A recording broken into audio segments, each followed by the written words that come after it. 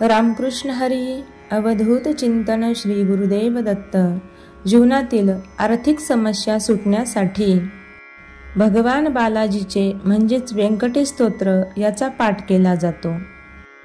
जगातील सर्वात प्रभावशाली हे असे स्तोत्र आहे, म्हणून याचा पाठ आपण करूया. श्री व्यंकटेश स्तोत्रम. हरि ओम. श्री गणेशाय नमः. व्यंकटेशो वासुदेव प्रद्युम्नोमितविक्रमः संकर्षणो निरुद्धश्च शेषाद्रिपतिरेव च.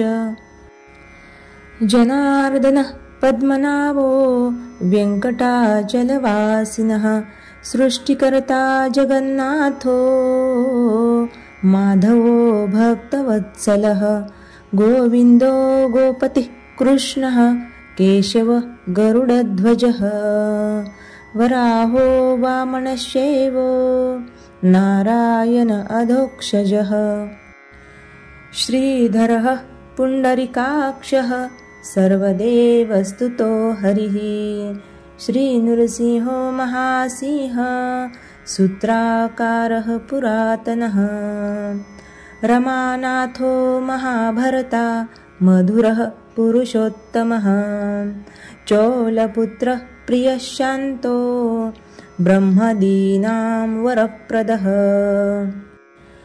श्रीनिधिः सर्वभूतानां भयकृद्भयनाशनः श्रीरामो रामभद्रश्च भवबन्धैकमोचकः भूतावासो गिरावासः श्रीनिवासः श्रियःपतिः अच्युतानन्दगोविन्द विष्णुर्वेङ्कटनायकः सर्वदेवैकशरणं सर्वदेवैकदैवतं समस्तदेवकवचं सर्वदेवशिखामणिः इदिदं कीर्तितं यस्य विष्णोरमिततेजसः त्रिकाले यः पठेन्नित्यं पापं तस्य न विद्यते राजद्वारे पठेद्घोरे संग्रामे रिपुसङ्कटे भूतसर्पपिशाचादि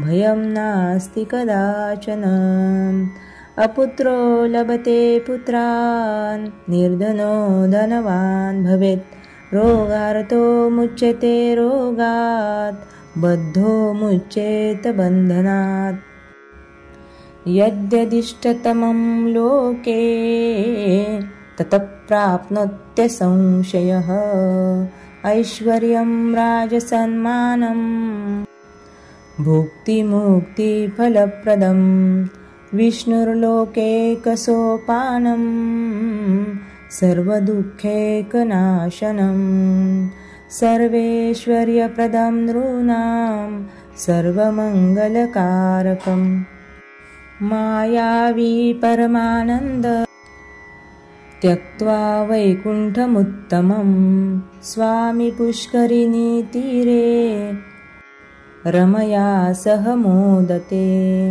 कल्याणाद्भुतगात्राये कामितार्थप्रदायिने श्रीमद्वेङ्कटनाथाये श्रीनिवासाय ते नमः श्रीनिवासाय ते नमः श्रीनिवासाय ते नमः. श्रीकृष्णार्पणमस्तु. बालाजी भगवान की जय. वेंकटरमणा गोविंदा गोविंदा गोविंदा.